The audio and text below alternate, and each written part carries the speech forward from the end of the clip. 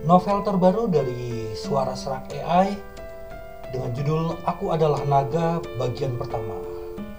Cerita masih seputaran kultivasi bela diri. Selamat menyaksikan kisah baru ini. Aku Adalah Naga, bagian pertama. Awal cerita dimulai. Di sebuah ruangan gelap, seorang pemuda duduk di kursi, memegang buku lusuh di tangannya. Buku itu setebal 3 inci, dengan tulisan tangan yang tebal di dalamnya. Sulit untuk membaca isinya di ruangan gelap itu. Namun, pemuda itu membelai buku itu dengan sangat hati-hati, dan matanya menunjukkan banyak nostalgia.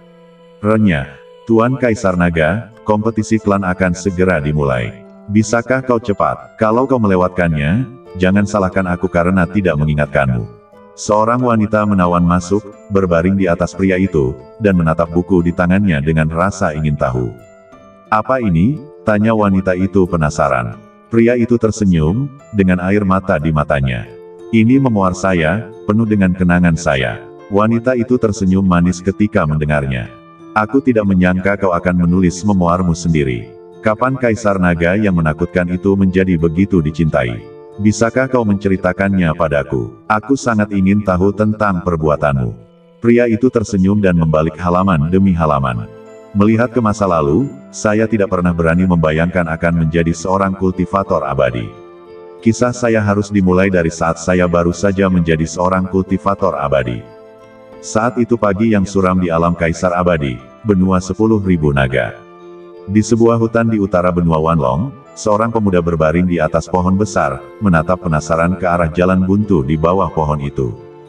Di bawah pohon, ada sekelompok pemburu yang sedang mengelilingi seekor harimau yang belum pernah mereka lihat sebelumnya. Pemuda yang memimpin kelompok itu adalah ayah Naga Xiaotian, Naga Xiao.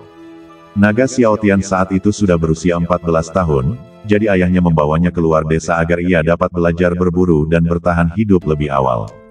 Mereka semua orang biasa, bukan petani. Berburu adalah satu-satunya cara mereka bertahan hidup. Naga Xiao menatap harimau itu dengan tatapan serius. Ia belum pernah melihat harimau yang tampak seperti ini dalam radius 100 mil. Harimau ini bermata merah dan berbadan tinggi. Penampilannya mirip dengan harimau lainnya. Satu-satunya perbedaan adalah ekornya yang sebenarnya ular. Naga Xiao menatapnya dengan saksama, siap menusukkan pisau ke kepalanya jika ia membuat gerakan apapun. Waktu berlalu setiap detik. Akhirnya harimau itu tidak dapat menahan diri untuk membuka mulutnya dan meraung. Kutu kupret, kenapa kamu tidak ke sini saja? Naga Xiao tercengang. Dia tidak menyangka harimau ini bisa bicara.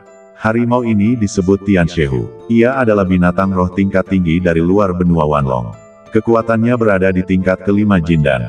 Tentu saja, itu sebelum ia terluka. Sebelumnya, ia pernah bertarung dengan manusia Jindan kelas 4. Awalnya, dengan mengandalkan badan yang lebih kuat dari orang lain, seharusnya ia pasti menang, tetapi sayangnya orang itu hanyalah monster, dengan tingkat kultivasi yang rendah dan kekuatan yang besar, dan badannya bahkan lebih kuat darinya. Menyadari bahwa ia akan dikalahkan, Tian Shehu meledakkan kekuatan spiritualnya sendiri di saat-saat terakhir untuk menciptakan ilusi kematian dan melarikan diri. Akhirnya, ia datang ke tempat ini untuk menyembuhkan luka-lukaannya. Orang-orang biasa ini bahkan bukan sampah di matanya. Dengan kekuatannya saat ini, ia bisa dengan mudah membunuh mereka. Kemudian ia memakan daging mereka untuk memulihkan kekuatannya. Namun sayangnya ia terluka parah dan tidak ingin menyia-nyiakan kekuatan spiritual apapun sehingga ia ingin mereka mendatanginya atas inisiatif mereka sendiri. Tetapi saya tidak menyangka bahwa masyarakat adat ternyata begitu toleran, sehingga berujung pada situasi seperti sekarang. Ketika Naga Xiao melihat seekor binatang benar-benar dapat berbicara, ia langsung kewalahan dan memanggil teman-temannya untuk mendiskusikan sesuatu. Dua orang di belakang Naga Xiao dengan cepat berlari ke pohon di belakang mereka. Salah satu dari mereka menunggu sementara yang lain berteriak kepada Xiao Tian. Xiao Tian, cepat turun, kita harus segera pergi dari sini. Naga Xiao Tian melompat turun dari pohon dan berkata kepada pria paruh baya di depannya. Apa yang terjadi pada Paman Li? Pria paruh baya itu berkata dengan panik. Ayo pergi, harimau itu monster, tapi bagaimana dengan ayah dan yang lainnya?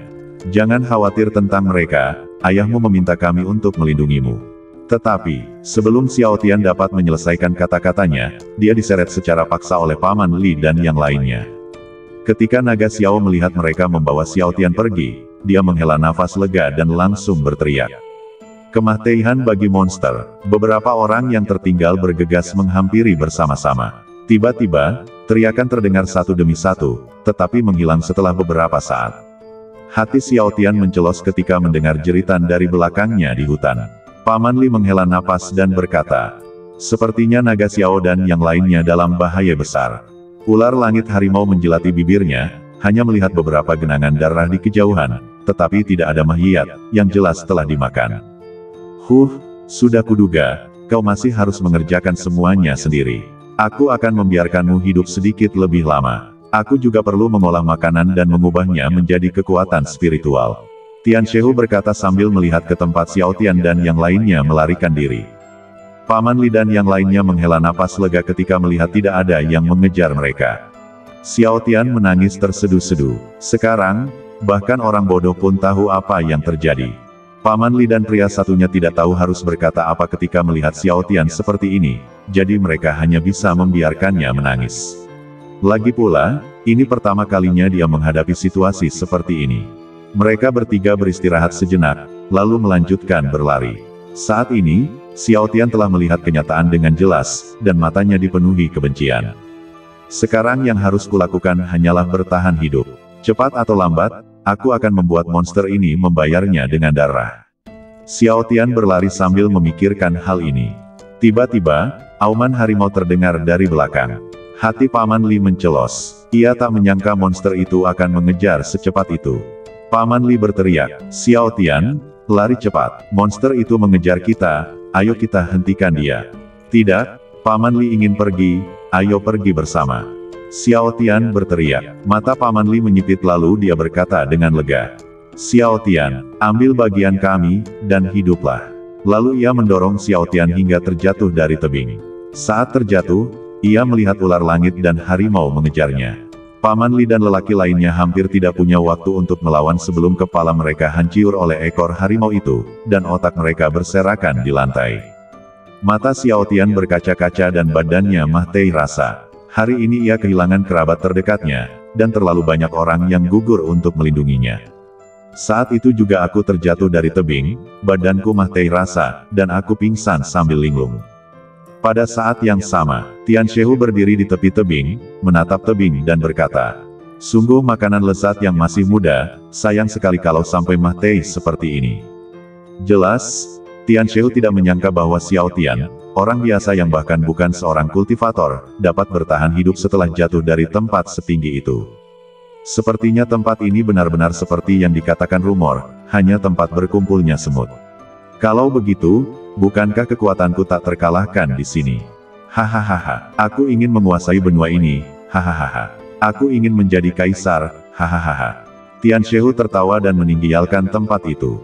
Pada saat yang sama, Xiao Tian masih jatuh, tetapi selama jatuh, kulitnya memancarkan cahaya keemasan redup, dan kemudian cahaya keemasan itu membungkus seluruh badan Xiao Tian dan jatuh ke tanah, membuat lubang besar di tanah. Kemudian cahaya keemasan itu memudar dan Xiao Tian terlihat tidak terluka sama sekali dan masih koma.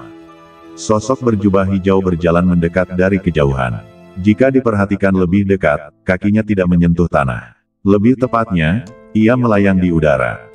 Pria itu melayang ke sisi Xiao Tian dan berbisik, aku tidak menyangka setelah 10.000 tahun, akan ada manusia berdarah naga yang lahir.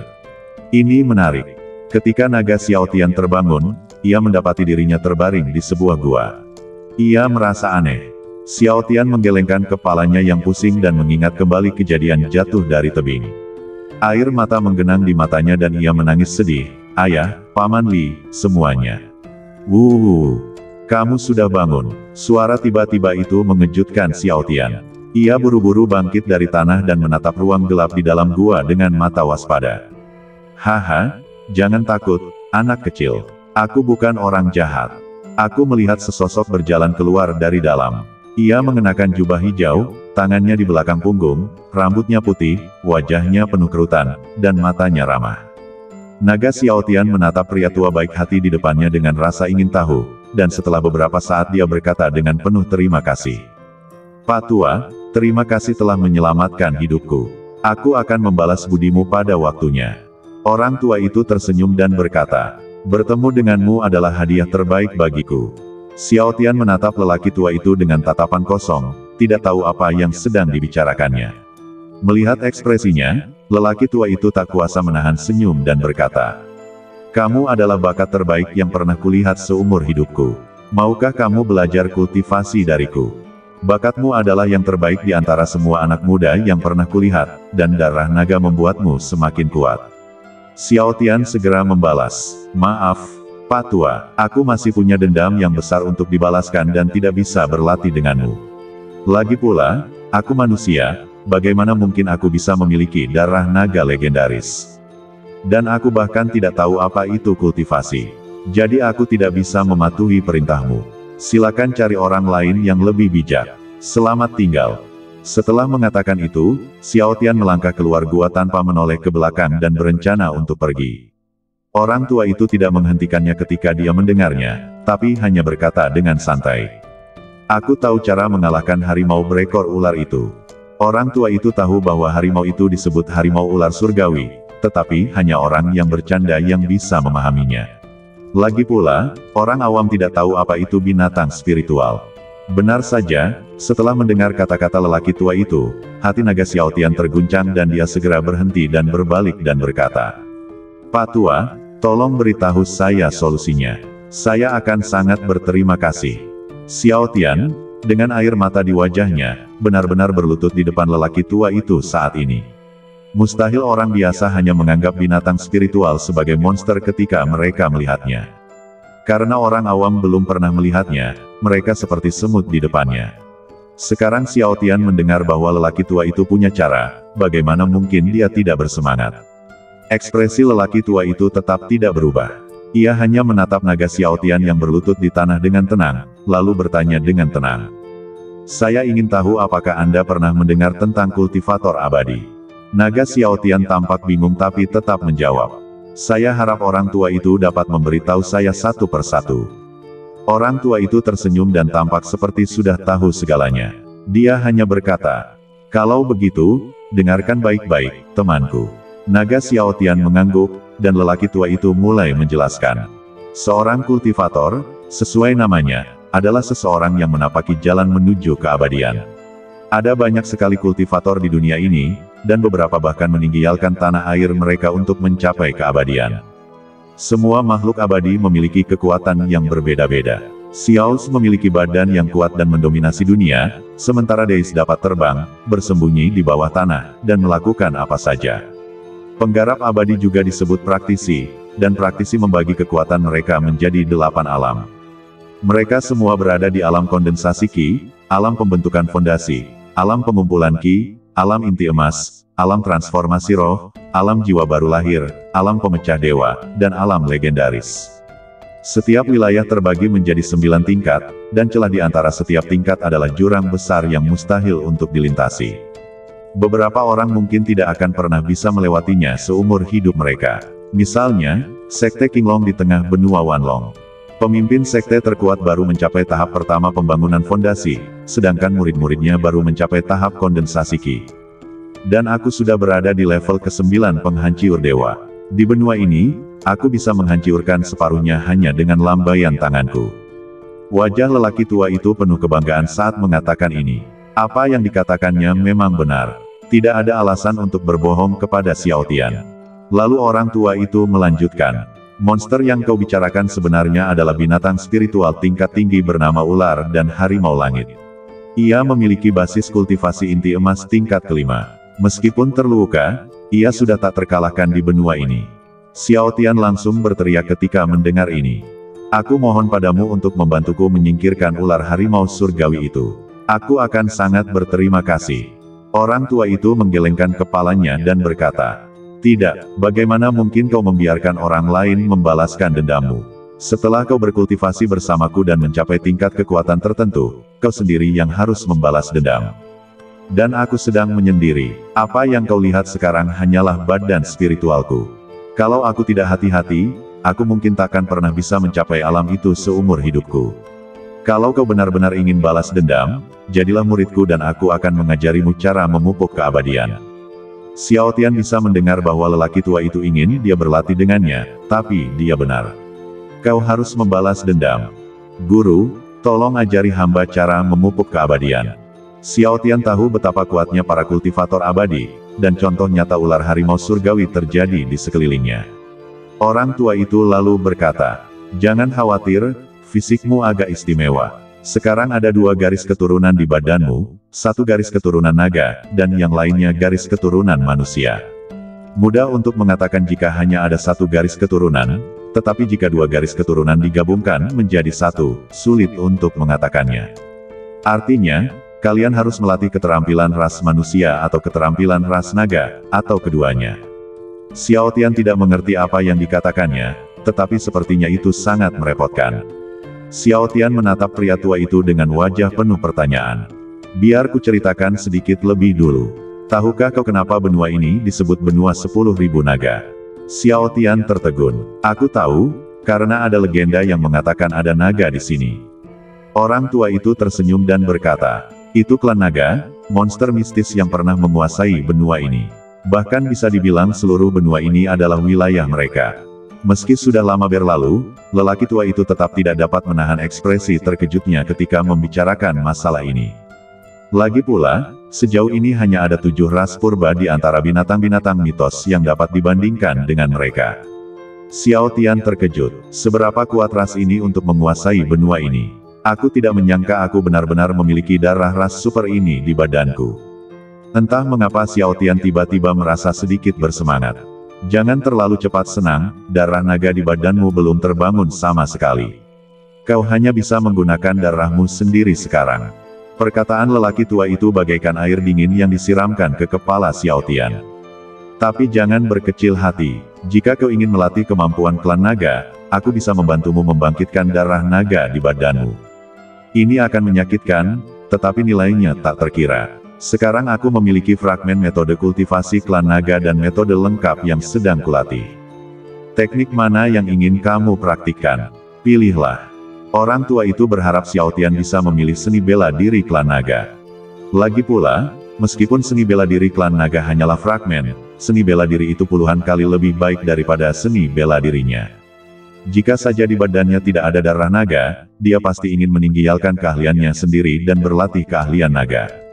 Setiap keterampilan klan naga hanya dapat dipraktikkan oleh keturunan naga, dan orang biasa tidak dapat mempraktikannya. Keterampilan klan naga itu dilestarikan oleh orang tua itu setelah sebuah kejadian saat dia masih muda 10.000 tahun yang lalu. Akan tetapi, kata-kata Xiao Tian berikutnya membuat lelaki tua itu tidak dapat bereaksi untuk beberapa saat. Guru, saya ingin kedua teknik tersebut. Orang tua, aku mau keduanya. Pria tua itu terkejut. Lagi pula, hasil terburuk yang bisa ia bayangkan adalah mempraktikkan teknik yang sedang ia gunakan, tetapi ia tidak menyangka akan mengalami hal ini. Perlu Anda ketahui, jika Anda berlatih 2 jenis latihan sekaligus, tenaga yang harus dikeluarkan berkali-kali lipat atau bahkan puluhan kali lipat tenaga yang dikeluarkan orang lain. Lagi pula, jika Anda tidak berhati-hati saat mengatasi kesengsaraan di masa mendatang, Anda mungkin akan mengalami serangan balasan atau bahkan tersesat. Pria tua itu sekali lagi menatap pemuda di depannya, dan melihat bahwa mata pemuda itu sama sekali tidak takut, melainkan penuh keyakinan dan harapan. Lalu ia bertanya dengan getir, jika kamu berlatih 2 teknik sekaligus, kamu akan menghadapi cobaan 2 kali lebih banyak daripada praktisi biasa di masa depan. Jika kamu tidak hati-hati, kamu bisa tersesat dan mati. Kamu yakin ingin lebih? Ya, sesulit apapun jalan di depan, aku akan terus maju. Xiao Tian menatap lelaki tua berjubah hijau yang terkejut dengan nadanya dan berkata dengan tegas. Xiao Tian telah memikirkannya matang-matang. Ibunya pergi ketika ia masih sangat kecil, dan ia serta ayahnya saling bergantung seumur hidup. Sekarang setelah ayahnya dan para pelayannya telah mati di tangan harimau ular surgawi. Lebih baik menderita lebih banyak dan membalas dendam lebih cepat. Lagi pula, ayahnya sering berkata bahwa semakin banyak penderitaan yang ia tanggung, semakin besar pula pahalanya. Orang tua itu menatap mata yang tak tergoyahkan itu dan tidak dapat menahan senyum pahit. Seandainya saja orang-orang kecil di sekte kita punya setengah keberanianmu. Kemarilah, duduklah bersila di hadapanku. Aku akan menyuntikkan energi spiritual ke dalam badanmu dan mendoakanmu agar garis keturunanmu bangkit. Meskipun prosesnya sangat menyakitkan bagi orang biasa, jika kamu gigih, aku akan memberimu pengalaman hidupku. Seberapa banyak yang bisa kamu pahami tergantung pada dirimu sendiri. Saat dia berbicara, aliran energi spiritual yang stabil menyembur keluar dari tangan lelaki tua itu, lalu mengalir ke badan Xiao Tian dari punggungnya. Energi spiritual dengan cepat bersirkulasi di badan Xiao Tian, lalu memasuki meridiannya. Jauh di dalam meridian, seberkas cahaya keemasan perlahan berkelap-kelip. Kemudian, cahaya keemasan dengan cepat melonjak keluar dan terus-menerus melahap energi spiritual seperti serigala lapar. Di dalam gua, wajah Xiao Tian memerah, dan dia jelas merasakan badannya akan meledak. Saat itu, ia sedang menahan suhu tinggi yang mengerikan. Kemejanya tiba-tiba terbakar, jelas sekali suhunya telah mencapai tingkat yang sangat mengerikan bagi orang biasa. Namun Xiao Tian tetap bersikeras. Pria tua itu menatap Xiao Tian dengan tatapan penuh penghargaan. Jelaslah, lelaki tua itu juga tahu betapa menyakitkannya cara membangkitkan garis keturunan ini. Pada saat yang sama, di daerah pusat benua Wanlong.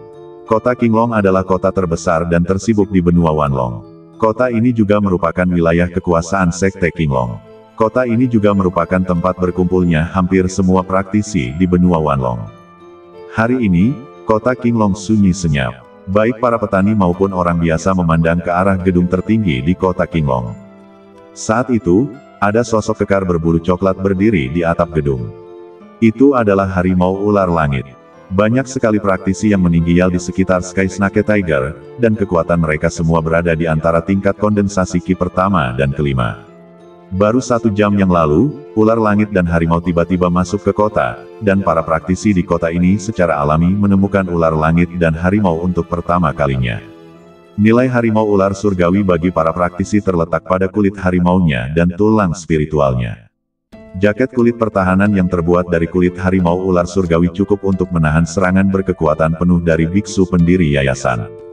Tulang-tulang spiritualnya merupakan bahan baku untuk beberapa peralatan spiritual. Ada juga beberapa di benua Tianshehu Wanlong, tetapi langka dan sulit ditemukan. Sekarang ia muncul sendirian di wilayah manusia, bagaimana mungkin orang tidak tergoda? Oleh karena itu, ketika ular dan harimau muncul di sini hari itu, banyak praktisi melepaskan keserakahan mereka. Ketika Tianshehu tiba di sini, ia mengerutkan kening. Ia sudah melepaskan kekuatan spiritualnya. Mengapa para praktisi di sini masih datang? Mungkinkah ada juga biksu jin dan di sini untuk mendukung mereka? Tianshehu tidak tahu bahwa alasannya sebenarnya sangat sederhana. Karena ada makhluk roh yang serupa di benua ini, tetapi yang terkuat hanya tingkat ke-9 kondensasi Qi. Jadi ketika ia muncul di sini, para praktisi di kota merasa tertekan namun tidak panik. Semua orang mengira itu hanya tingkat ke-9 kondensasi Qi. Bagaimana mungkin begitu banyak praktisi di kota ini takut padanya? Inilah perbedaan kekuatannya. Karena perbedaan kekuatan yang sangat besar, mereka sama sekali tidak bisa merasakan kekuatan sebenarnya dari ular dan harimau langit. Mereka hanya merasakan penindasan, jadi mereka tidak tahu seperti apa keberadaan yang mereka hadapi. Mereka hanya menganggapnya sebagai makhluk roh biasa dengan kekuatan kondensasi Qi tingkat ke-9. Detik berikutnya, banyak praktisi bergegas menuju harimau ular langit. Momen yang spektakuler. Orang-orang biasa tidak mengerti mengapa begitu banyak orang berlarian ke arah harimau aneh itu, tetapi secara naluriah, semua orang biasa bersembunyi di rumah dan tidak berani keluar. Ular dan harimau langit tampak sedikit tidak senang. Lagi pula, meskipun jin dan kelas 5 terluka, kekuatannya telah sangat berkurang. Tapi setidaknya dia masih memiliki kekuatan pengumpulan Qi tingkat ke-9, dan para praktisi di alam kondensasi Qi bahkan tidak memandangnya. Dan sekarang, ada begitu banyak master alam kondensasi Qi yang berlomba-lomba untuk mencapainya. Sungguh tamparan di wajah. Kelompok praktisi ini tidak menganggapnya serius. Siapakah mereka? Harimau ular langit langsung murka dan memiliki hasrat membunuh. Biksu kondensasi Qi yang berada di depan hendak menusuk tenggorokan harimau ular langit dengan pisaunya. Tiba-tiba, semuanya menjadi gelap di depan mata mereka. Banyak biksu berhenti dan menatap biksu di depan mereka dengan tatapan tak percaya. Biksu yang semula berada di depan masih berdiri di sana, tetapi tampak ada kepala ular yang menyembul di punggungnya. Dan ada hati yang tergigit di mulut kepala ular itu, dan hati yang mengepul itu tampaknya masih berdetak lemah. Banyak ahli alam kondensasi Ki merasakan kulit kepala mereka merinding dan hati mereka bergetar ketika melihat ini. Yang barusan berada di alam kondensasi Ki tingkat kelima. Jantungnya tertusuk bahkan tak sampai sedetik pun. Tapi hal yang lebih mengerikan masih akan datang. Kepala ular itu benar-benar menelan jantung dan kemudian perlahan-lahan menarik diri dari badan pria itu. Kemudian cakar harimau ular langit terayun pelan, dan badan lelaki itu langsung terpotong-potong menjadi potongan-potongan yang tak terhitung jumlahnya, dengan isi perutnya berserakan di tanah. Makanan, anggur dan daging yang belum dicerna pada siang hari di perut mengalir keluar, dan Tian Shehu masih menggigit kepala pria itu di mulutnya. Mulut harimau itu mengatup pelan dan kepalanya meledak. Otak dan sumsum otak mengalir ke dalam mulut harimau itu, lalu menelannya. Harimau ular langit menjilati cakarnya dan berkata pelan. Otak seorang petani lebih lesat, lembut dan elastis, seperti tahu. Banyak praktisi menggigil seluruh badan, bahkan ada yang langsung memuntahkan apa yang dimakannya siang itu di tempat. Sekarang giliranmu. Tian Shehu tertawa dingin. Monster, ini monster pemakan manusia. Lari, banyak orang kuat mulai melarikan diri ke segala arah, namun sayang kecepatan mereka tidak secepat ular langit dan harimau. Ular harimau langit mulai membunuh terlebih dahulu kondensasi Ki level 1 dan kemudian kondensasi Ki level 5. Semua orang kuat yang bergegas menuju ular harimau langit langsung terbunuh oleh cakar dan kepala ular harimau tersebut. Kota Qinglong sekarang telah menjadi tempat perburuan harimau ular langit. Para praktisi juga melihat dengan jelas perbedaan kekuatan antara mereka dan harimau ular surgawi. Jika ada yang masih menganggapnya sebagai makhluk roh tingkat 9, mereka pasti bodoh.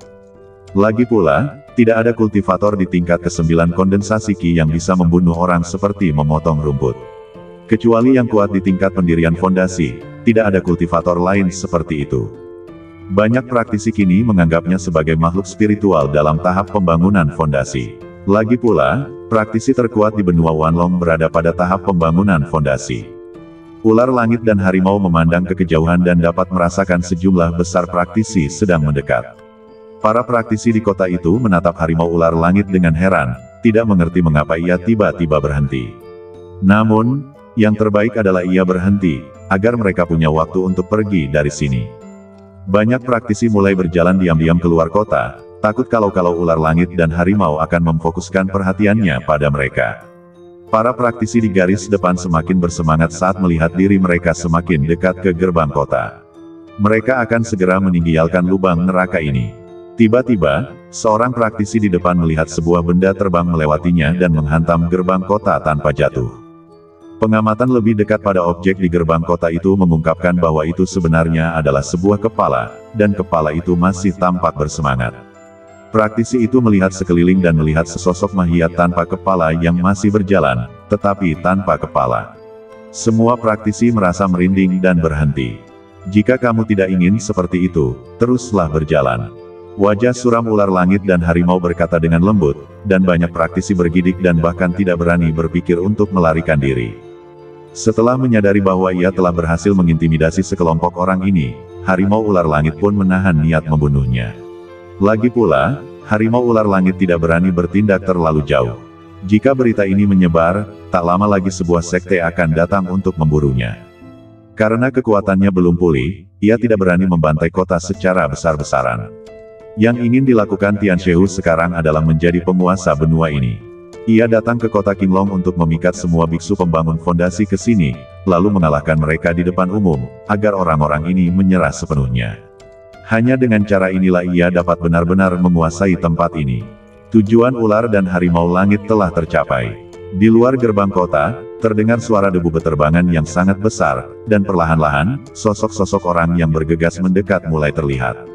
Si ular harimau langit melompat ringan ke atas tembok kota dan memandang ke arah banyak pendeta yang datang dari jauh, sementara para pendeta di bawah tembok kota memandang ke kejauhan dengan gembira, mata mereka penuh harapan, seolah-olah mereka melihat kedatangan sang penyelamat.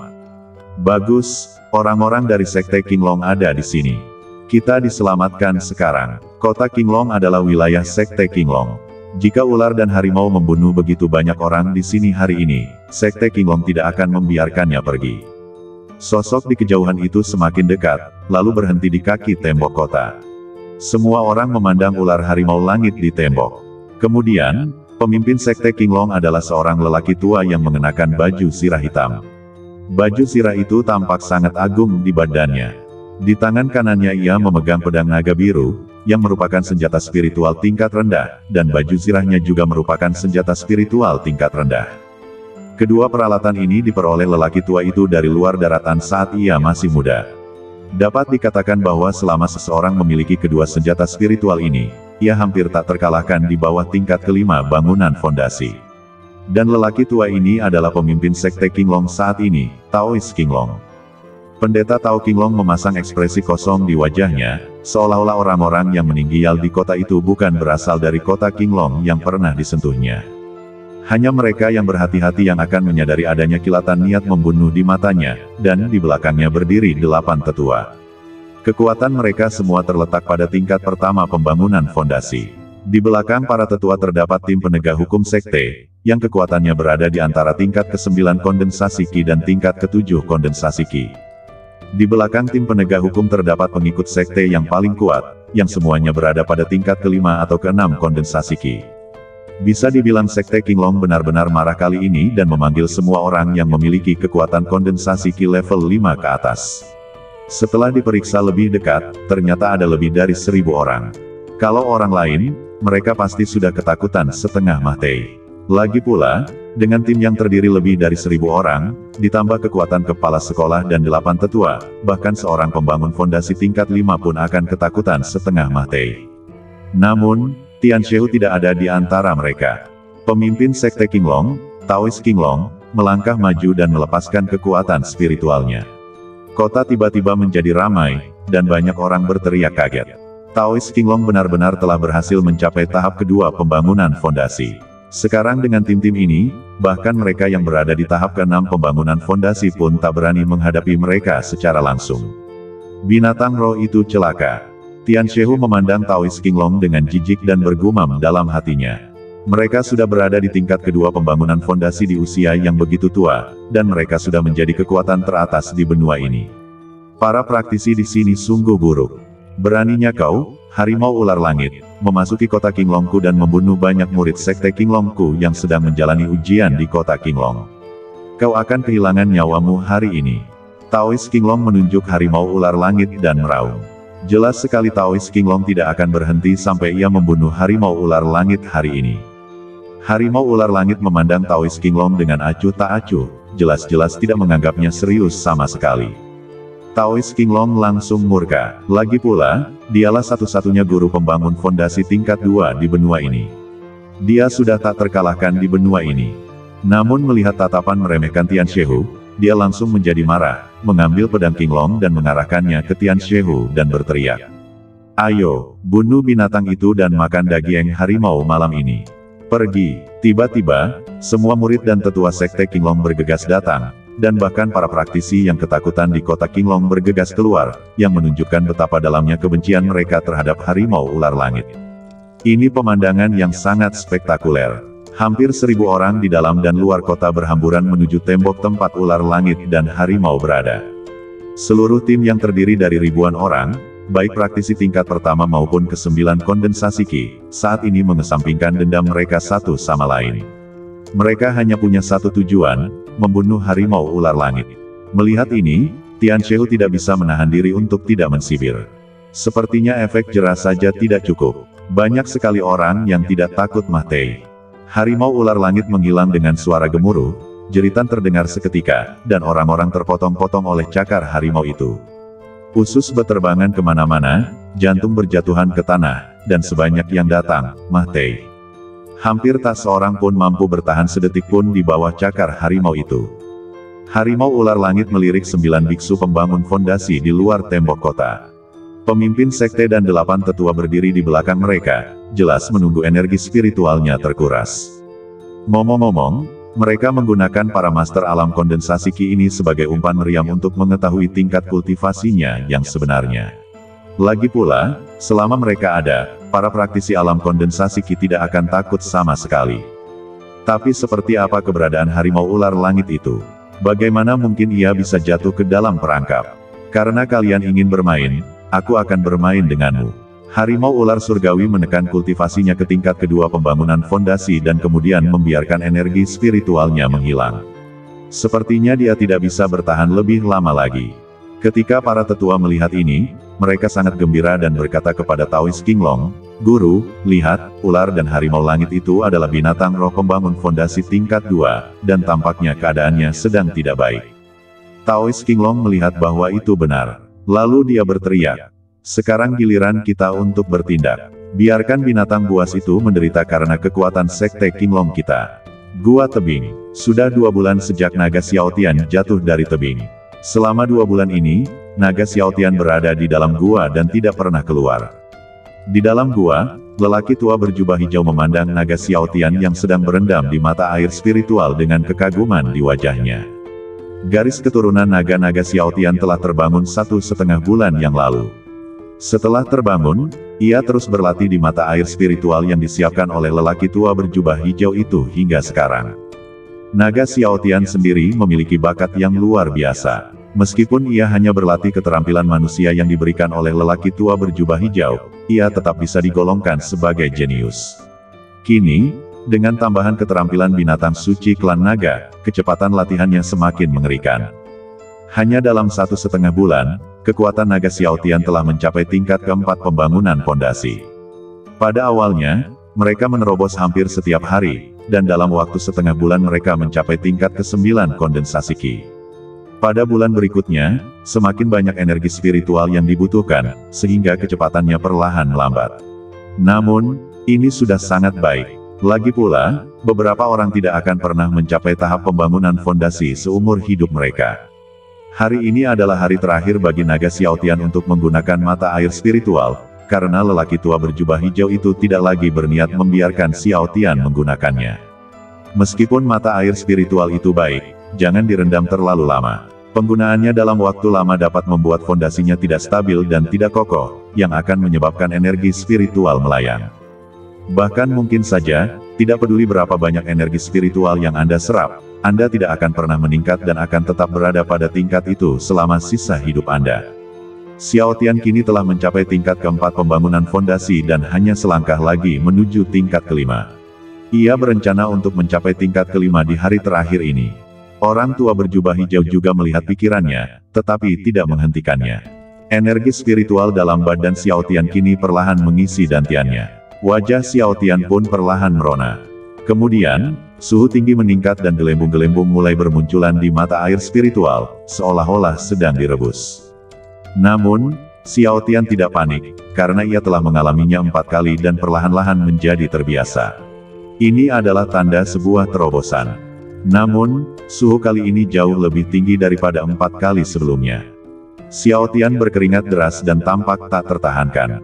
Namun saat Xiaotian dengan terampil menggunakan kekuatan spiritualnya untuk menahan suhu tinggi, ekspresinya pun jauh lebih tenang. Kekuatan spiritual dalam badan Xiaotian dan suhu tinggi terus bertabrakan, dan perlahan-lahan serangkaian ledakan terjadi di badan Xiaotian, ledakan terus terdengar, dan badan Xiaotian membengkak seperti balon. Ledakan. Dengan suara keras, suara ledakan di dalam badan itu berangsur-angsur berhenti, dan Xiaotian perlahan membuka matanya. Kemudian dia memandang badannya dengan puas. Badannya jauh lebih kuat dari sebelumnya. Setelah 1,5 bulan bekerja keras, Xiaotian kini telah berhasil menjadi seorang kultivator pembangun fondasi tingkat kelima. Apa yang akan kamu lakukan selanjutnya? Orang tua berjubah hijau itu melambaikan jubah sulamannya dan mengambil kembali mata air spiritual, lalu berkata kepada Xiaotian.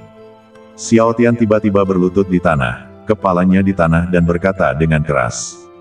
Saya ingin kembali ke sekte master saya untuk belajar dengannya. Orang tua berjubah hijau itu menatap Xiaotian sambil tersenyum. Apa kau masih tidak ingin membalaskan dendam ayahmu? Kenapa, kau tidak ingin membalas dendam lagi? Tidak, dalam 1,5 bulan terakhir, aku telah merasakan secara mendalam kekuatan para kultivator abadi. Dan guru, bukankah begitu? Setiap alam memiliki celah yang tak terjembatani. Saya mengalaminya secara mendalam ketika saya menerobos dari tingkat ke-9 kondensasi Qi ke tingkat pertama pendirian fondasi. Xiaotian berkata dengan tulus kepada lelaki tua berjubah hijau itu. Orang tua berjubah hijau itu bertanya balik. Tapi bukankah kau sudah menjadi seorang kultivator abadi? Dan dengan kekuatanmu saat ini, kau sudah tak terkalahkan di benua ini, kan?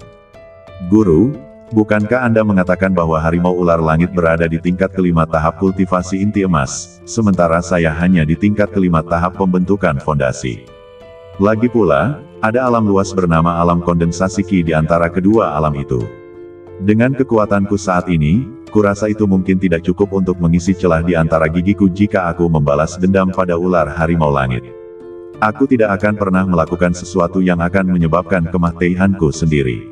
Tidak akan terlambat untuk kembali dan membalas dendam ketika aku sudah lebih kuat. Xiao Tian melanjutkan. Orang tua berjubah hijau itu tersenyum dan merasa lega. Sepertinya aku tidak melakukan kesalahan kali ini. Berlatihlah seni bela diri, karena hanya kekuatan spiritual dari alam kondensasi Ki yang dapat mendukung kekuatan spiritual yang dikonsumsi dengan melakukan seni bela diri. Namun, keterampilan klan naga ini agak aneh, karena 9 naga mewakili 9 alam. Namun batas maksimal di dunia ini adalah 8, dan yang terakhir seharusnya dapat dikultivasikan di dunia lain. 9 kemenangan melambangkan kemenangan dalam pertempuran. Di dunia kultivasi abadi, hanya dengan memanfaatkan seni bela diri dengan baik seseorang dapat menang dalam pertempuran. 9 kemenangan juga mewakili 9 alam. Dengan kata lain, makhluk roh atau manusia manapun yang mempraktikkan teknik ini dapat mulai berlatih seni bela diri di alam kondensasi Ki. Tentu saja ini tidak berarti semua seni bela diri, tetapi seni bela diri yang menyertainya keputusan 9 naga 9 kemenangan. Selama kamu berhasil menembus suatu wilayah, kamu bisa membuka seni bela diri. Tak heran jika naga begitu kuat di zaman purba. Wajar saja jika orang yang sejak kecil sudah mengenal seni bela diri, otomatis saat dewasa pun mereka akan lebih menguasai seni bela diri dibandingkan orang lain. Xiao Tian kini telah menguasai 2 keterampilan bela diri, dan sekarang ia hanya ingin mencari tempat untuk berlatih. Kini Xiao Tian telah berhasil menempuh jalur kultivasi keabadian. Selama kultivasinya, ia secara alami memahami pentingnya sumber daya kultivasi, seperti mata air spiritual. Jadi Xiao Tian sekarang membutuhkan tempat untuk berlatih seni bela diri dan tempat untuk berlatih. Akan lebih baik jika dia bisa bergabung dengan sekte tempat lelaki tua berjubah hijau itu berada. Orang tua berjubah hijau itu tersenyum dan berkata, "Karena kamu telah memutuskan untuk bergabung dengan sekteku, izinkan aku memperkenalkannya kepadamu terlebih dahulu. Sekte yang saya ikuti disebut Sekte King Yun, salah satu dari 16 sekte super di dunia. Sekte King Yun memiliki 2 pemimpin, 7 tetua agung dan ratusan tetua yang bertugas, dan saya adalah salah satu dari 7 tetua tersebut, Tetua King Feng. Kekuatan pemimpin berada di alam legendaris, kekuatan tetua agung berada di antara alam ke-8 dan ke-9 alam penghancur dewa, dan kekuatan tetua yang bertugas berada di antara alam jiwa baru lahir dan alam penghancur dewa. Hanya murid yang telah mencapai alam transformasi spiritual yang dapat menjadi murid inti. Mereka yang telah mencapai alam kondensasi Ki atau alam inti emas dapat memasuki sekte dalam, dan mereka yang telah mencapai alam kondensasi Ki atau alam pembentukan fondasi dapat menjadi murid sekte luar. Kalau kamu, aku bisa buat pengecualian dan membiarkanmu masuk langsung lewat pintu dalam. Bagaimana?" Naga Xiao Tian tertawa. "Tidak perlu, Guru. Kurasa lebih baik aku memulai sebagai murid luar. Karena aku sudah memutuskan untuk bergabung dengan Sekte King Yun, tentu saja aku harus mengikuti aturan sekte. Bukankah ini lebih baik?" "Haha, oke, aku hanya mengujimu untuk melihat apakah kamu punya tekad untuk bertahan dalam kesulitan. Sekarang sepertinya kamu sudah memuaskanku." Penatua King Feng tertawa. Penatua King Feng kemudian berkata, "Kapan kita berangkat? Semakin cepat semakin baik," jawab Xiao Tian. "Baiklah, kalau begitu, ayo kita berangkat sekarang dan pergi ke benua tempat sekteku berada, benua Yagu. Meskipun badan asliku tidak ada di sini, tidak masalah membawa anak-anak bersamaku." Tetua King Feng berkata demikian dan sambil melambaikan jubah sulamannya, dia menghilang bersama naga Xiao Tian. Benua Agu, terletak di timur benua suci di pusat dunia. Di antara benua Agu dan benua suci terdapat 2 benua maju, 5 benua menengah, dan ratusan benua serta pulau dataran rendah. Dunia ini terbagi menjadi 17 super benua, 100 benua tingkat tinggi, ribuan benua tingkat menengah, dan benua serta pulau tingkat rendah yang tak terhitung jumlahnya. Setiap 10 tahun, orang-orang dari Sekte King Yun akan pergi ke pulau-pulau sekitar dan benua-benua maju untuk merekrut siswa. Sekte dan keluarga kecil di setiap pulau juga akan mengirimkan keturunan terbaiknya untuk berpartisipasi dalam penilaian saat ini. Semoga saya bisa masuk ke dalam sekte tersebut dan mendapatkan bimbingan terbaik sehingga dapat mengharumkan nama keluarga dan sekte saya. Benua Yagu. Ini adalah salah satu dari 17 superbenua. Awalnya, ini adalah salah satu dari 18 superbenua, tetapi karena kemunduran benua Wanlong, ia menjadi superbenua ke-17. Benua Wanlong sekarang hanyalah benua tingkat rendah, bahkan bukan benua tingkat rendah. Di tengah benua Agu terdapat sebuah pegunungan yang disebut Vena Naga Agu. Konon, pada zaman dahulu kala, seekor naga besar dari klan naga, untuk hidup berdampingan dengan manusia. Itu ditinggalkan oleh manusia yang ramah, dan tampaknya menjadi garis pemisah benua Agu, membagi benua Agu menjadi dua bagian. Di kaki gunung tengah Yagu Dragon Vein, ada sebuah danau dengan keliling puluhan juta mil. Danau ini disebut Danau Pemakan Roh. Legenda mengatakan bahwa danau ini sudah ada sebelum zaman purba, dan dasar danau memancarkan atmosfer yang aneh. Konon sebelum berdirinya Sekte Qingyun, sang pendiri telah mengutus seorang guru legendaris untuk menjelajahi daerah tersebut, namun sayang beliau tidak pernah kembali. Pendiri Sekte Qingyun pernah mencoba menemukan rekan-rekannya yang hilang, tetapi sayangnya ia gagal. Entah apa yang akan ia hadapi selanjutnya. Indra ilahinya tak mampu menembus air, jadi wajar saja ia tak berani mengambil risiko sembrono. Setelah mengamati selama beberapa hari, ia pun menyerah. Kemudian, setelah pemimpin baru muncul, sebuah eksperimen dilakukan. Pemimpin baru itu menghantam air sekuat tenaga, tetapi tidak ada cipratan sedikit pun. Entah itu energi spiritual atau senjata ajaib, semuanya seolah ditelan tanpa percikan, seolah lenyap begitu saja. Dari sinilah nama Danau Roh Pemakan berasal. Sekte Qingyun terletak tepat di tengah danau. Tidak ada daratan di tengah danau, dan semua batu yang digunakan untuk membangun Sekte Qingyun adalah batu hampa. Batu void adalah batu aneh yang hanya ada di zaman purba. Meskipun masih ada sekarang, batu ini langka. Bahkan jika Anda bepergian ke selusin superbenua, Anda mungkin tidak menemukannya. Batu void dapat digunakan untuk memurnikan senjata sihir. Di antara senjata sihir yang sama, senjata sihir yang dibuat dengan batu hampa memiliki kekuatan serangan 5 kali lebih kuat daripada senjata sihir tanpa batu hampa. Jika batu void disempurnakan sedikit dan ki sejati diinfuskan ke dalamnya, batu itu bisa melayang di udara. Fondasi Wanli Sekte Qingyun terbuat dari batu ini. Melihat Sekte Qingyun dari kejauhan, tampak seperti istana yang berdiri di udara. Melihat batu void dengan radius 10.000 mil, bukan berarti tidak ada sekte lain yang menyerang Sekte Qingyun. Selama ribuan tahun, ada sekte-sekte yang menginginkan kastil tersebut dan menyerang Sekte Qingyun. Namun, sayangnya, karena Danau Roh Pemakan yang meliputi area seluas puluhan juta mil, tidak ada sekte yang pernah berhasil. Itu tidak berhenti sampai Sekte Qingyun menjadi sekte super. Batu void juga telah menjadi simbol Sekte Qingyun, dan sekarang menjadi sekte dengan jumlah anggota terbanyak di antara semua sekte utama. Vena Naga Purba di belakang Sekte Qingyun adalah tempat uji coba bagi para murid sekte. Seluruh pegunungan ditutupi dengan formasi dan hanya murid sekte yang dapat masuk dan keluar. Ada berbagai macam harta karun langka dan tanaman herbal berharga yang tumbuh di pegunungan, dan juga berbagai jenis binatang spiritual yang hidup di sana. Semakin dalam Anda menyelam, semakin kuat binatang spiritual tersebut. Namun, karena kendali sekte tersebut, makhluk roh terkuat saat ini berada di alam transformasi ilahi. Meskipun penuh bahaya, tempat pelatihan seperti itu justru yang dibutuhkan para siswa.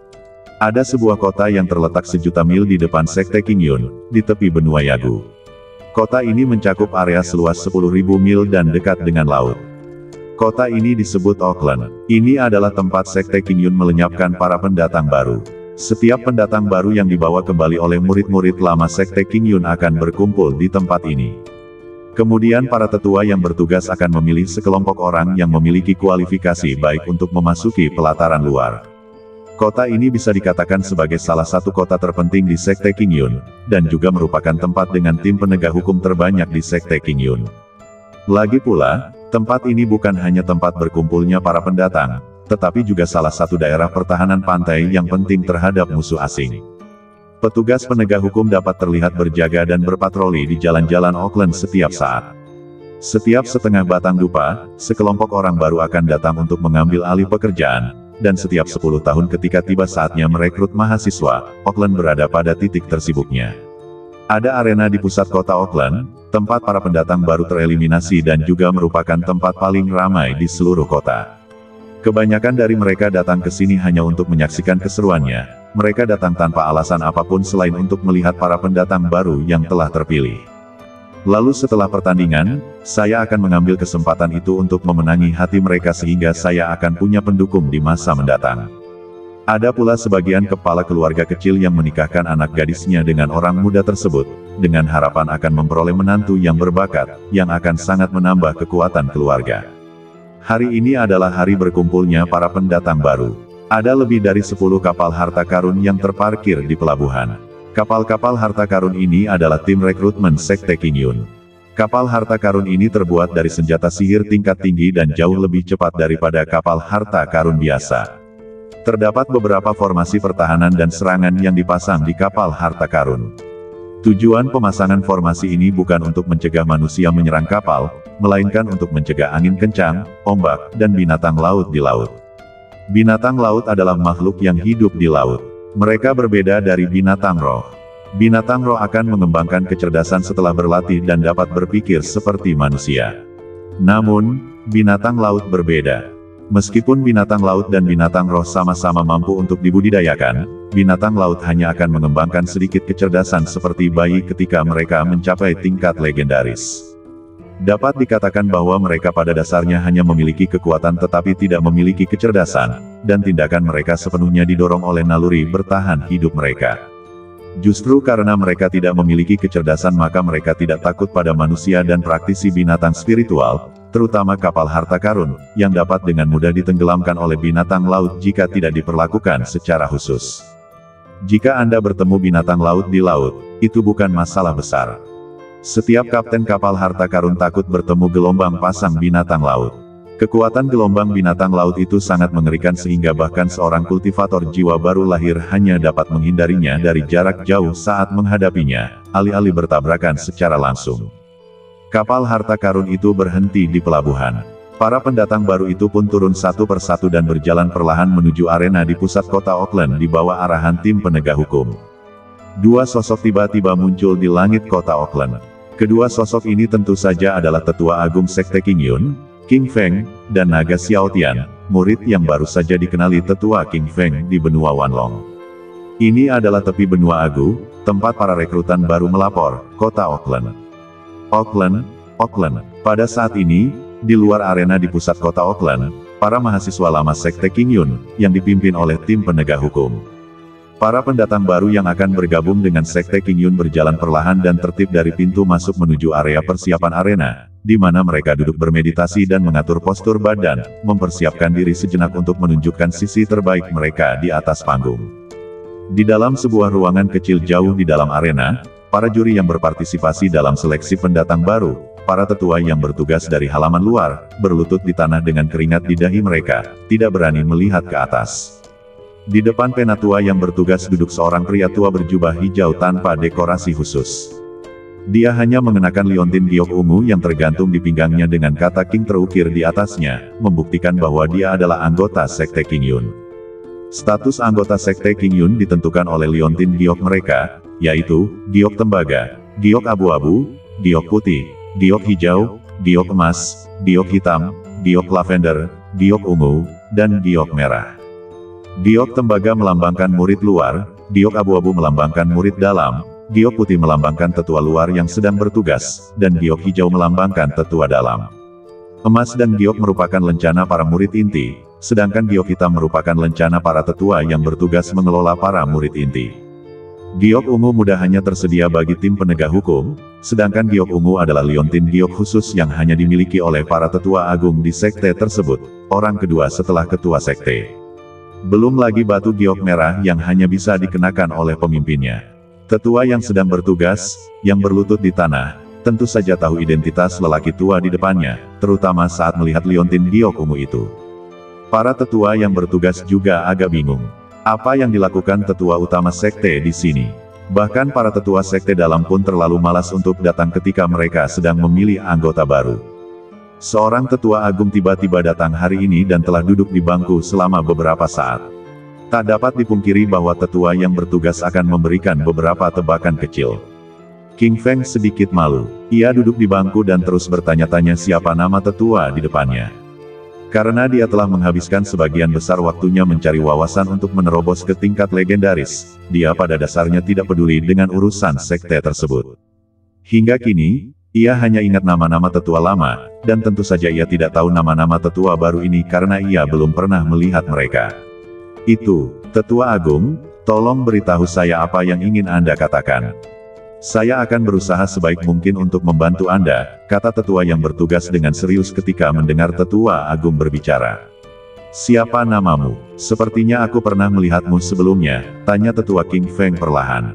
Penatua Agung, namaku Huang Yuan, dan aku adalah seorang penatua yang bertugas di halaman luar yang baru bergabung dengan istana 100 tahun yang lalu, jawab Penatua Huang Yuan.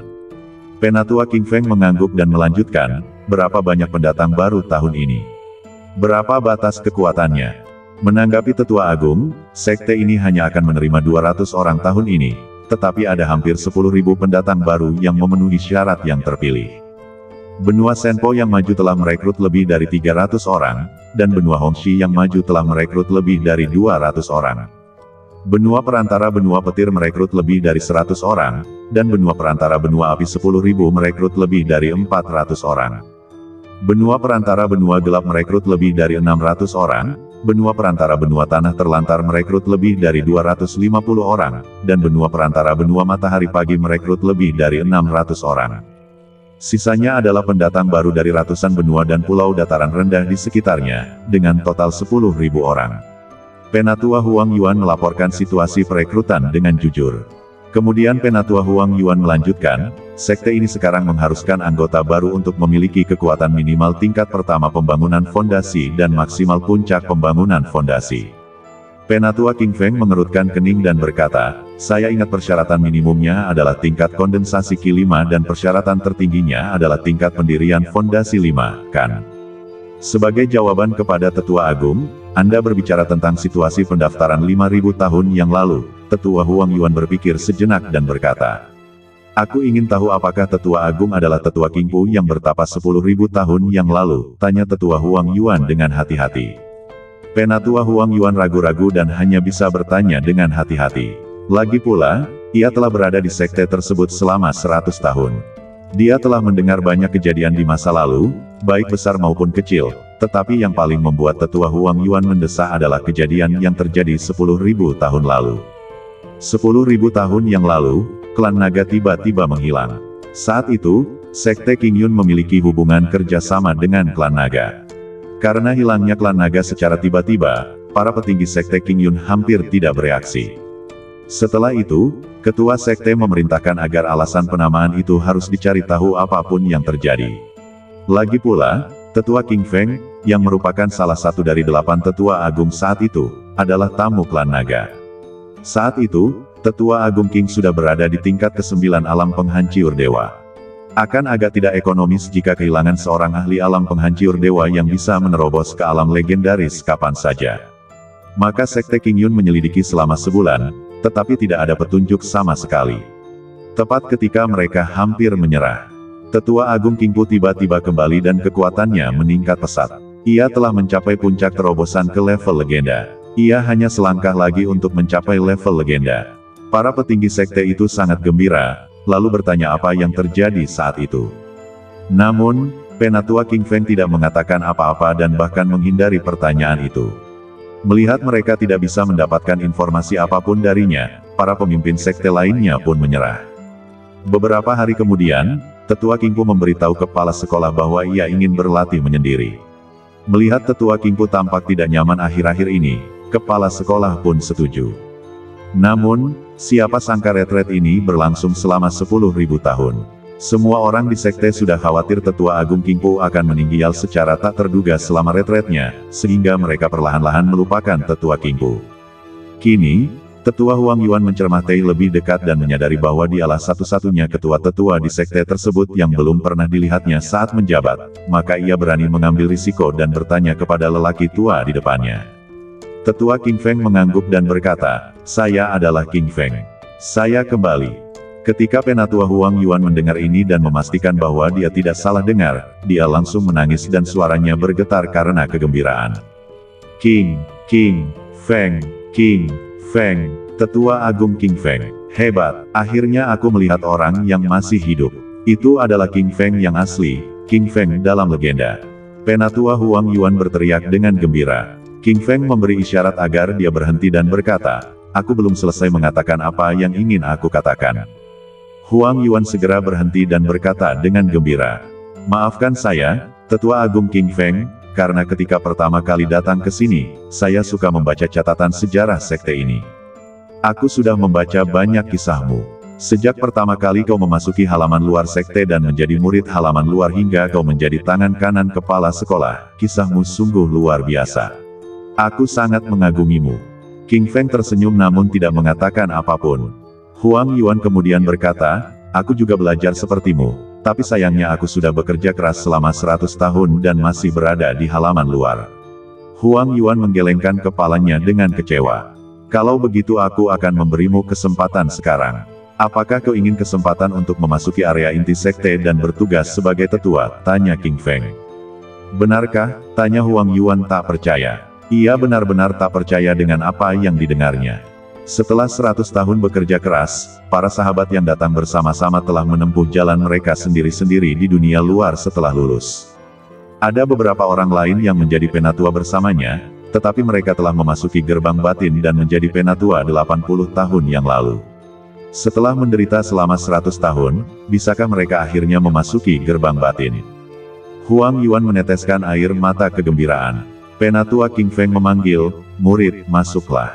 Seorang pemuda masuk dari balik pintu. Ia mengenakan jubah putih bulan, dan wajahnya yang dingin masih tak mampu menyembunyikan aura memabukkannya. Ia pria yang menggugah hati, dengan sikap tegas dan fitur maskulin, masing-masing dengan kelebihannya sendiri, berpadu sempurna. Mata biru esnya tampak diselimuti kabut, dan seolah menyimpan kesedihan yang mendalam. "Penatua Huang Yuan, saya tidak meminta apapun lagi, hanya jaga dia baik-baik dan beri dia tempat di kompetisi." "Penatua Huang Yuan, saya tidak meminta apapun lagi. Jagalah dia baik-baik dan beri dia tempat di kompetisi," kata Penatua King Feng perlahan. "Jangan khawatir, Tetua Agung King Pu, aku akan menjagamu dengan baik. Tempat kompetisinya hanya masalah satu kata. Lagi pula, dia satu-satunya muridku dan murid pertama yang kuterima. Kalau sampai terjadi apa-apa, kau yang harus disalahkan," kata King Feng tegas. "Saya mengerti, saya yang terbaik dalam mengurus orang," kata Penatua Huang Yuan sambil tersenyum. "Xiao Tian, kemarilah. Ini Penatua Huang Yuan dari halaman luar. Beliau akan bertanggung jawab atas hidupmu mulai sekarang. Aku juga akan memberinya sumber dayamu dan memintanya untuk menyerahkannya kepadamu," kata Penatua King Feng kepada naga Xiao Tian sambil tersenyum. Junior naga Xiao Tian memberi salam kepada Tetua Huang Yuan, kata naga Xiao Tian dengan hormat sambil menundukkan kepalanya. Tetua Huang Yuan tersanjung. Dia adalah murid langsung Tetua Agung King Feng. Bagaimana mungkin dia tidak terkejut ketika seseorang yang statusnya lebih tinggi darinya menunjukkan rasa hormat yang begitu besar kepadanya. Namun, ini juga membuktikan bahwa dia adalah orang yang berbakat dan tidak terlena hanya karena dia adalah murid langsung Tetua Agung dan menggunakan statusnya untuk menekan orang lain. Saat ini, Tetua Huang Yuan tak bisa tidak mengagumi naga Xiao Tian. "Xiao Tian, cepatlah bangun. Aku tidak bisa menerima hadiahmu." Penatua Huang Yuan segera membalas salam tersebut. Penatua King Feng melihat ini dan tersenyum, lalu berkata, "Penatua Huang Yuan, aku serahkan dia padamu. Aku juga akan kembali ke sekte. Penilaian akan dimulai setengah dupa lagi. Kalian berdua bisa mengobrol pelan-pelan." Kemudian, dalam sekejap mata, ia menghilang. Begitu Penatua King Feng pergi, tekanan yang dialami Penatua Huang Yuan pun mereda. Memikirkan kembali kejadian hari ini, sungguh luar biasa. Penatua King Feng benar-benar keluar dari pengasingannya, dan membawa kembali seorang murid. Huang Yuan menghela napas dan berkata, "Xiao Tian, ayo pergi.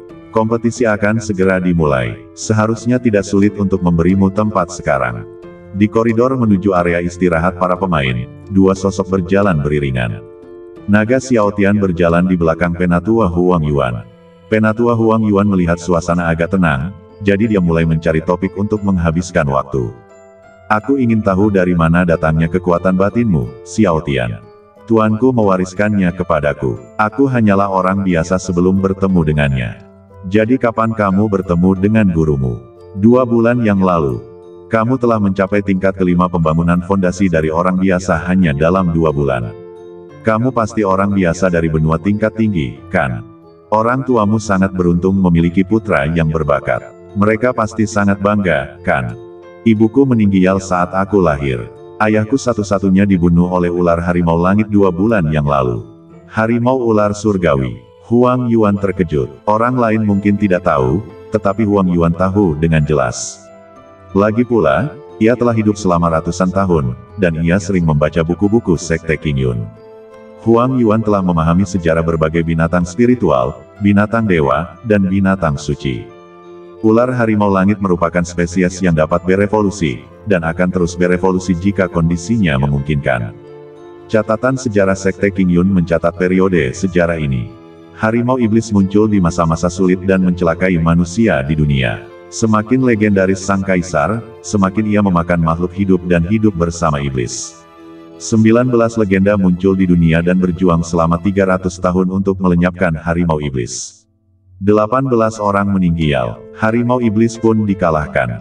Prototipe harimau iblis ini adalah bentuk terakhir dari harimau ular langit. Dikabarkan bahwa harimau ular langit memiliki 5 evolusi.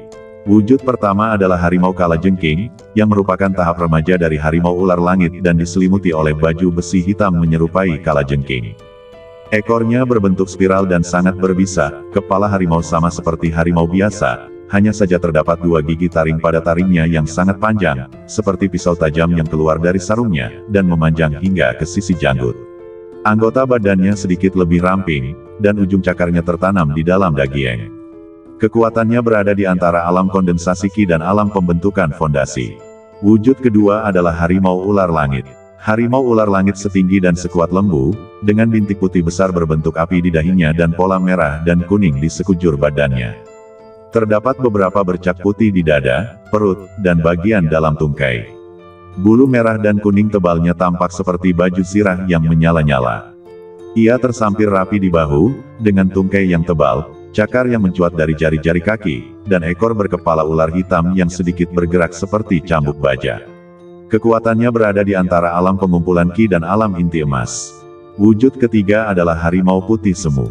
Tingginya seperti bukit kecil, dengan garis-garis merah dan putih di sekujur badannya, dan kumis panjang setebal baja tumbuh di mulut putihnya.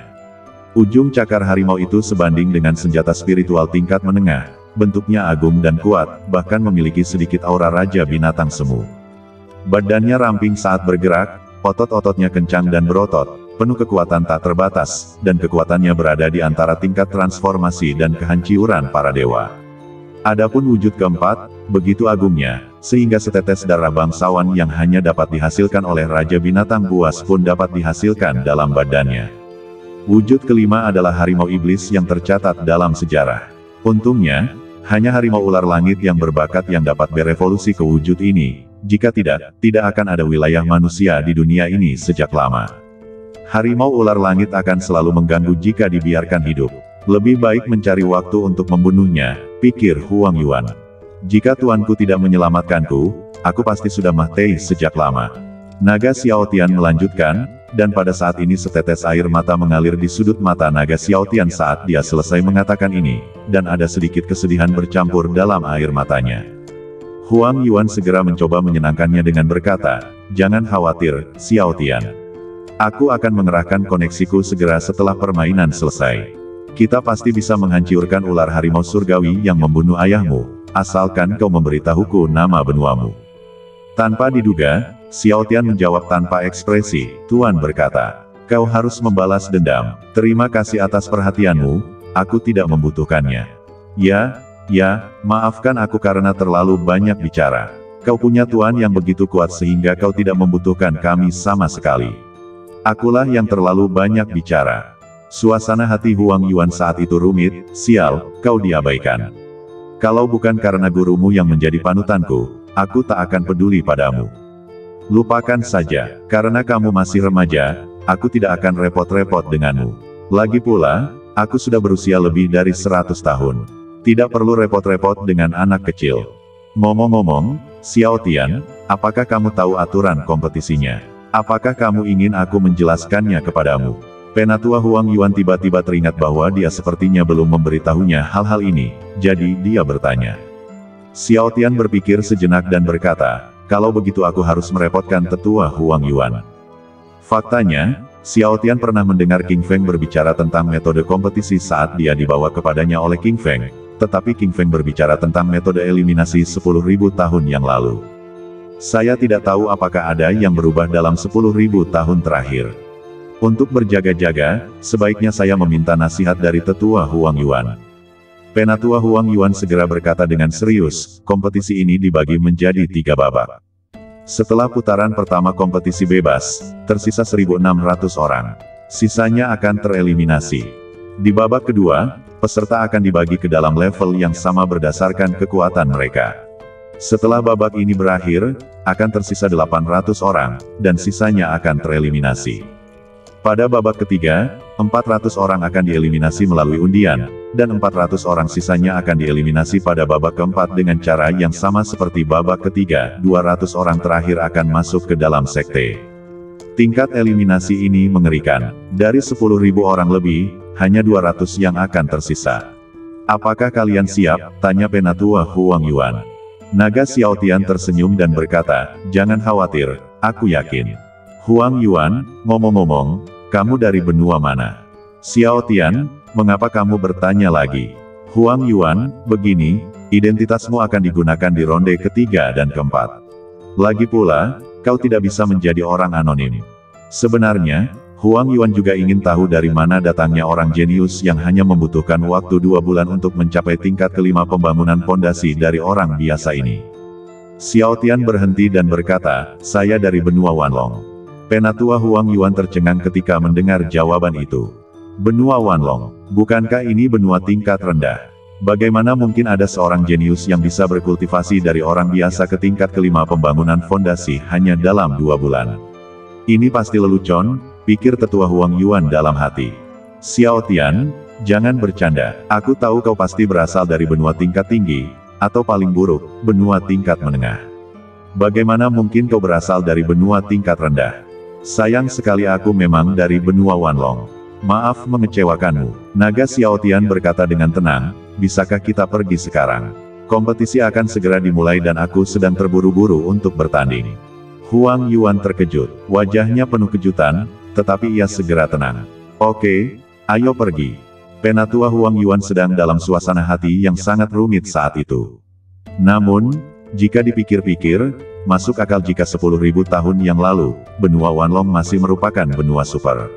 Sekarang, benua Wanlong telah ditinggalkan dan berubah menjadi benua tingkat rendah selama 10.000 tahun. Selama 10.000 tahun ini, seorang jenius seharusnya muncul kembali. Namun, jenius ini terlalu hebat. Huang Yuan berseru.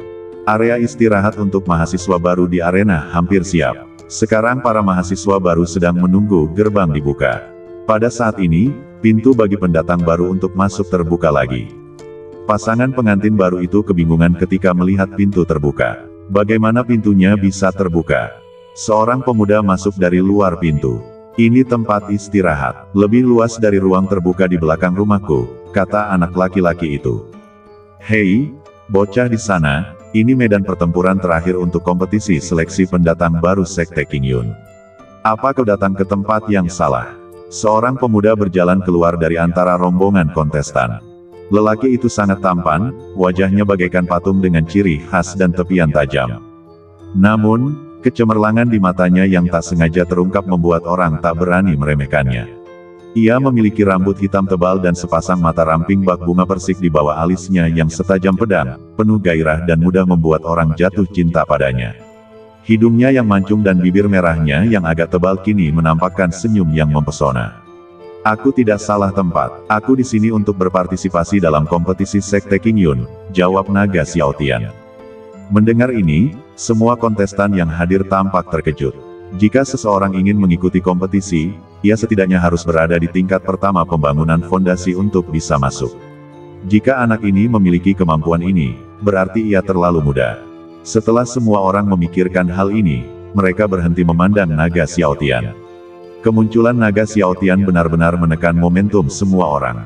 Memikirkan bagaimana aku bahkan belum mencapai tingkat kelima kondensasi Qi di usia ini, memang benar bahwa membanding-bandingkan adalah pencuri amarah. Sebaiknya aku tidak melihatnya lagi. Lagi pula, jauh dari mata, jauh dari pikiran. Cahaya keemasan berkilat di mata pemuda itu dan ia berkata, "Halo, adik kecil. Aku dari Kekaisaran Yan Agung di benua Wanhuo, sebuah benua perantara. Aku Ling Xiao, pangeran kedua Kekaisaran Yan Agung. Adik kecil, tahukah kau dari mana asalmu? Kurasa aku belum pernah melihatmu di tempat berkumpul di pelabuhan." Naga Xiao Tian berkata tanpa ekspresi, "Kau tak perlu tahu asal-usulku dan aku tak perlu memberitahumu. Aku dibawa langsung oleh majikanku. Lagi pula, jangan panggil aku adik kecil. Kau tak punya kualifikasi." Setelah berkata demikian, naga Xiao Tian menatap tajam ke arah Ling Xiao. Seluruh badan Ling Xiao tiba-tiba bergetar, dan dia terkejut. Para pemain yang hadir mungkin tidak tahu kekuatannya, tetapi dia sendiri sangat memahaminya. Sebagai salah satu talenta terbaik di benua Wanhuo, usianya baru 20 tahun dan telah mencapai tingkat ketiga pembangunan fondasi tanpa sumber daya apapun. Ia hampir menjadi salah satu jenius istimewa yang mampu melawan lawan-lawan di tingkat yang lebih tinggi. Ayahnya pernah menguji kekuatannya saat ia berada di tahap kedua pembangunan fondasi dan mengatakan bahwa ia dapat sepenuhnya mengalahkan master tahap keempat biasa. Saya pikir dia telah berhasil menerobos ke tingkat ketiga pembangunan fondasi sebelum kompetisi, jadi saya merasa yakin dalam hati saya. Namun, pemuda di depannya memberinya tekanan yang tak terlihat hanya dengan sekali pandang. Ia hanya merasakannya dari kakak tertuanya. Mungkinkah kekuatannya terlalu mengerikan? Dia memiliki kultivasi yang mengerikan di usia yang begitu muda. Aku harus berteman dengan orang ini. Sekalipun aku tak bisa berteman dengannya, aku harus membuatnya berutang budi padaku. Mungkin dia bahkan bisa menyelamatkan Kekaisaran Yan Agungku dari krisis, pikir Ling Xiao. Ling Xiao memikirkannya, dan akhirnya membuat keputusan besar. Ia mengangkat kepalanya dan berkata, "Adik kecil, ya. Tidak ada jejak naga Xiao Tian di depannya, dan dia tidak tahu kapan naga Xiao Tian pergi." Sekarang Ling Xiao menjadi sangat cemas, anak itu adalah harta karun dan dia tidak boleh hilang. Tepat ketika Ling Xiao hendak mencari Xiao Tian, pintu ring terbuka. "Lupakan saja, aku akan mencarinya di ring nanti. Lagi pula dia tidak bisa kabur," bisik Ling Xiao. Kembali sedikit ke masa lalu. Pada saat ini, naga Xiao Tian berjalan semakin dalam ke dalam gua. Sepanjang jalan, banyak orang menatapnya dengan rasa ingin tahu dan heran. Lagi pula, Xiao Tian masih terlalu muda. Naga Xiao Tian ingin mencari tempat yang tenang untuk duduk. Setelah berlatih dengan tenang selama 2 bulan di bawah tebing naga jatuh di benua Wanlong, naga Xiao Tian tampaknya menyukai tempat yang tenang. Terlalu banyak orang di sini. Naga Xiao Tian tidak terlalu menyukainya, tetapi dia tidak bisa berbuat apa-apa. Lagi pula, ada puluhan ribu orang di sini. Xiao Tian melihat sekeliling tetapi tidak menemukan tempat duduk yang tenang. "Lupakan saja, aku akan menunggu di pintu saja. Lagi pula, waktuku sudah tidak banyak lagi." Xiao Tian berpikir begitu. "Bos, lihat anak itu. Dia pikir dia hebat karena masih muda. Dia bahkan berkeliaran di tempat peristirahatan ini."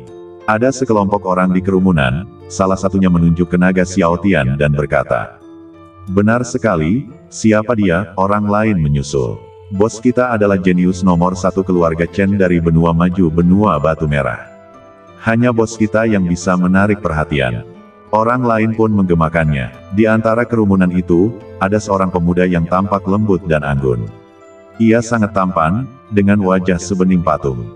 Wajahnya yang bersudut sangat tampan, dengan rambut hitam tebal yang tergerai di belakangnya, tampak sangat tampan.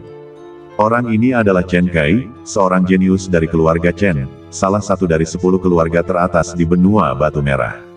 Di usia 25 tahun, ia telah menjadi master bangunan fondasi tingkat 9, dan hanya selangkah lagi dari puncak bangunan fondasi.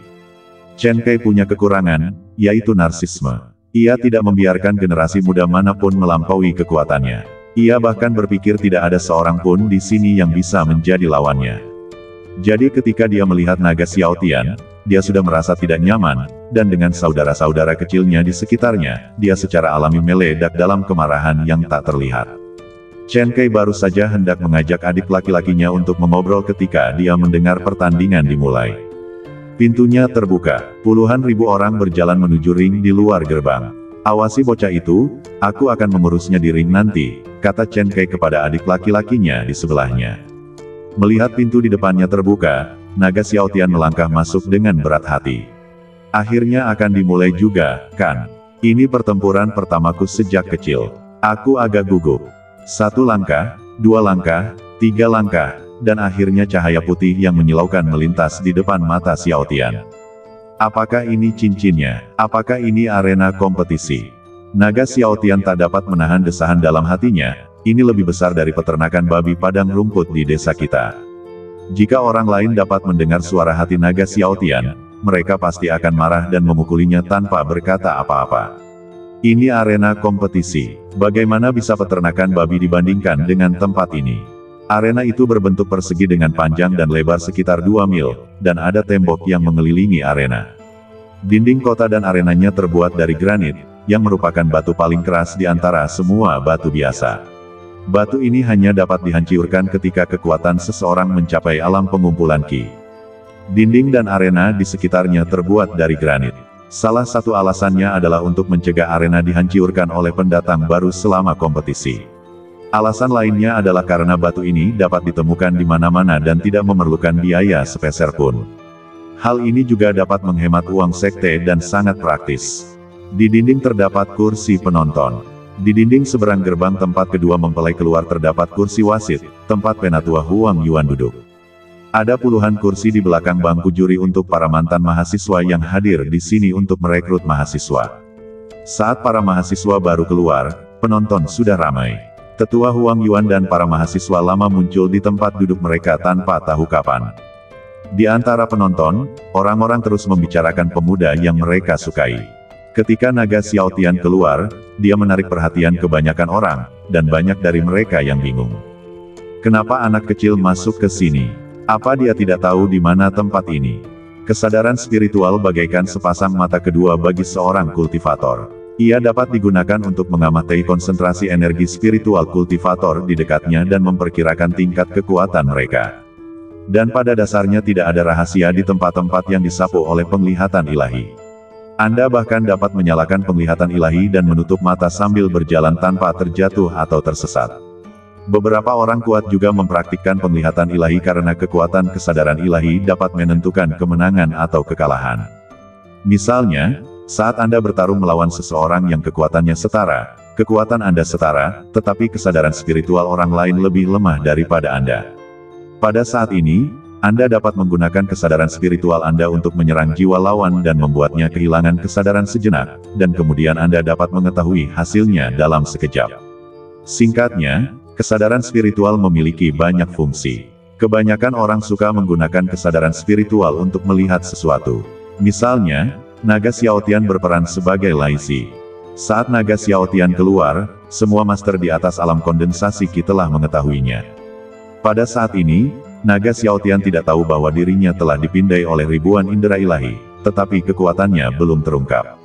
Ring segera dipenuhi para pendatang baru. Semua orang mencari tempat berteduh dan mengawasi sekeliling. Semua pendatang baru itu sangat gugup. Naga Xiao Tian juga sangat gugup karena dia belum pernah bertarung sebelumnya, meskipun dia sangat kuat. Aku tidak menyangka akan ada begitu banyak orang di pertarungan pertamaku. Sepertinya aku harus bekerja lebih keras. Naga Xiao Tian diam-diam berpikir dalam hatinya. Penatua Huang Yuan berdiri ketika melihat semua orang telah tiba dan berkata, "Waktu hampir habis, jadi saya tidak akan membuang waktu lagi untuk bicara omong kosong. Saya yakin kalian semua, mahasiswa baru, sudah mendengar tentang metode kompetisi ini dari para senior ketika kalian melakukan rekrutmen di kota asal kalian. Saudara-saudari yang ada di sini untuk menyaksikan para pendatang baru bertarung, kalian sudah melihatnya di dinding pintu masuk saat kalian masuk, jadi saya tidak akan berkomentar banyak." Penatua Huang Yuan terdiam sejenak, matanya tanpa sadar menatap naga Xiao Tian. Tidak sulit menemukan naga Xiao Tian karena ia telah mengamati seluruh arena dengan penglihatan ilahinya. Penatua Huang Yuan agak khawatir naga Xiao Tian akan kalah di sini. Lagi pula, naga Xiaotian tidak punya pengalaman praktis, dan pendatang baru ini sudah tumbuh kekuatannya sejak kecil hingga dewasa, kan? Jika naga Xiaotian kalah, Penatua King Feng akan menyalahkannya dan itu mungkin akan memengaruhi peluangnya untuk memasuki gerbang dalam. Bagaimana kalau aku membantunya diam-diam, pikir Penatua Huang Yuan dalam hati. Penonton yang melihat Huang Yuan terdiam sejenak tidak ragu sama sekali. Mereka semua mengira ia sedang mencoba menghidupkan suasana. Hanya guru sejati yang menyadari sesuatu yang tidak biasa pada tetua Huang Yuan. Seorang pria berbadan besar di antara hadirin di sisi kanan Penatua Huang Yuan memperhatikan perilaku Penatua Huang Yuan yang tidak biasa dan mengikuti arah pandangnya untuk melihat naga Xiaotian. Pria itu sepertinya telah menebak sesuatu dan mengangkat sudut mulutnya. Wah, ini menarik. Huang Yuan menggelengkan kepalanya dan berpikir, mari kita lakukan selangkah demi selangkah. Saya nyatakan bahwa babak penyisihan pendaftaran Sekte King Yun telah resmi dimulai. Setelah Penatua Huang Yuan selesai berbicara, tempat itu tiba-tiba menjadi ramai. Banyak orang berteriak kegirangan. Arena tiba-tiba menjadi riuh, dan banyak orang mulai menyerang orang-orang di sekitar mereka. Suasana menjadi sangat kacau, seolah-olah perang baru saja pecah di suatu negara. Ungkapan belalang sembah mengintai jangkrik, sedangkan burung oriole menangkap jangkrik adalah ungkapan yang paling tepat untuk menggambarkan pertarungan di atas ring pada saat itu. Hanya dalam seperempat jam, sepertiga orang telah tersingkir, tetapi keterampilan naga Xiaotian menjadi semakin mahir. Tepat pada saat ini, sesosok bergegas keluar dari kerumunan dan berlari menuju naga Xiaotian, yang baru saja berurusan dengan. Sebelum dia sempat memperhatikan situasi sekitarnya, sosok itu sudah muncul di depannya. Karena terburu-buru, naga Xiaotian tidak sempat mengaktifkan energi spiritual di badannya untuk melawan. Pada saat ini, naga Xiaotian tiba-tiba memikirkan kalimat ini. Apakah saya akan gagal di babak pertama ini? Huang Yuan di atas panggung langsung menjadi serius ketika melihat ini dan mencoba menghentikannya dengan menyebarkan penglihatan ilahinya. Orang di sebelah kanan Huang Yuan juga mulai menyebarkan penglihatan ilahinya dan bertindak. Saya melihat dua penglihatan ilahi yang tak terlihat bertabrakan di atas cincin itu. Huang Yuan melihat ini dan langsung berkata melalui telepati. Saya ingin tahu siapa Anda, Tuan. Mengapa Anda mencoba menghentikan saya? Sebaiknya Anda tidak ikut campur dengan apa yang saya lakukan. Orang itu juga membalas menggunakan telepati. Kurasa sebaiknya kau duduk dengan patuh. Kalau aku ungkapkan apa yang baru saja terjadi, apa kau pikir kau akan mempermalukan sektemu sendiri? Wajah Huang Yuan membeku. Kompetisi adalah tentang keadilan dan kejujuran. Jika seseorang melakukan sesuatu yang tidak jujur untuk sekte hanya untuk masuk ke sekte dalam, dia akan dipenggal jika pemimpin sekte tahu. Huang Yuan merasa takut hanya dengan memikirkannya, dan akhirnya menggelengkan kepalanya dan duduk dengan tenang. Sebaiknya kau jangan bergerak dan jadilah wasit yang baik. Ada pertunjukan bagus yang sedang berlangsung sekarang. Sosok itu tertawa dan berteriak. Pergi sana, jenius kecil, aku ini master pondasi tingkat 5. Kamu harus kembali berlatih 2 tahun lagi sebelum kembali. Tidak, aku masih ingin balas dendam. Aku tidak boleh gagal di sini. Tiba-tiba, sesuatu yang aneh terjadi. Kulit Xiaotian memerah dan ia tampak seperti orang berdarah. 9 naga, 9 kemenangan. Yang pertama dari 9 kemenangan adalah armor sisik naga. Bersambung. Demikian cerita pertama dari novel Aku Adalah Naga ini. Untuk mendengarkan cerita-cerita berikutnya, selalu standby bersama Suara Serak.